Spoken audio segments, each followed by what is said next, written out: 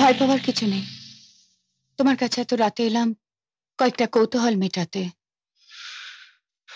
বলো। আচ্ছা, তুমি হঠাৎ আমার সন্তানের পিতৃ পরিচয় দিতে রাজি হয়ে গেলে কেন? এটা একটা মানবিক ব্যাপার।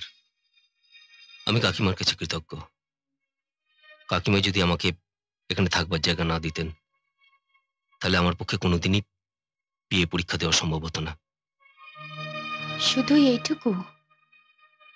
তুমি জানো তুমি কত বড় আগুন নিয়ে খেলছো? সীমা, আমাদের গ্রামের লোকেদের তোমাদের থেকে বুদ্ধিটা হয়তো একটু কম। আমাকে দেখে তোমার কোনো কৌতূহল জাগে না?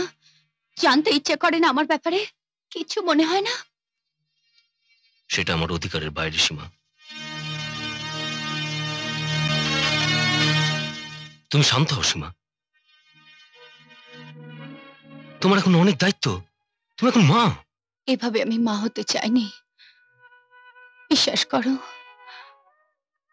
দীপক দীপক যে একজন আন্ডারওয়ার্ল্ডের গুন্ডা আমি জানতাম না। ও মাঝে মাঝে ড্রাগস নিত। আমি ওকে অনেক মানা করতাম, কিন্তু ও আমার কোনো কথা শুনতো না।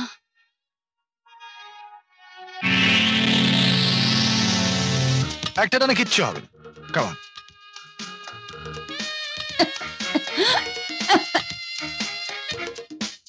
কাম অন, আরেকটা টান।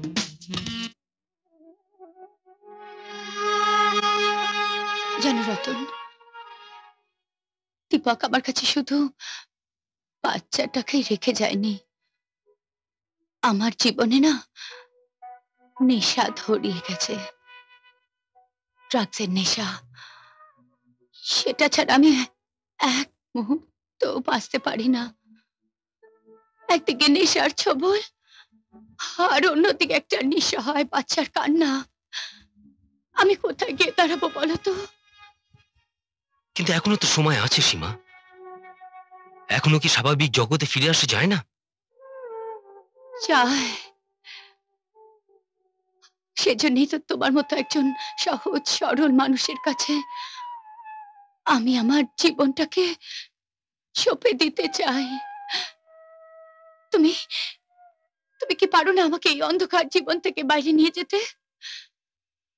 তুমি আমায় একটু ভালোবাসা দাও, দেখবে আমি আবার নতুন করে বাঁচবো। বিশ্বাস করো, আমি নতুন করে বাঁচতে চাই। সীমা, সীমা, আমি চাই তোমাদের ভালো হোক। তোমাদের ভালোর জন্য আমি আমি আমার নিজের জীবন দিতে পারি। কিন্তু গ্রামের এই ছেলেটাকে নিয়ে কোনো স্বপ্ন তুমি দেখো না। আমার ভালোবাসা গ্রামের এক সরল মেয়ের চোখে বাঁধা। আমি তাকে ভীষণ ভালোবাসি সীমা।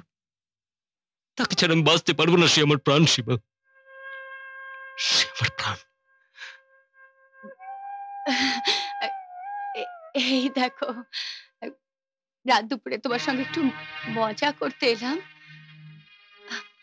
আর তুমি সেটাকে সত্যি ভাবলে। রতন,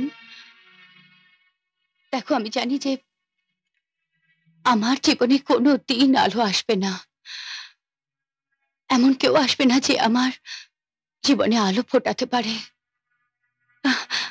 আমি নিজেই চেষ্টা করব অন্ধকার জীবন থেকে বের হতে,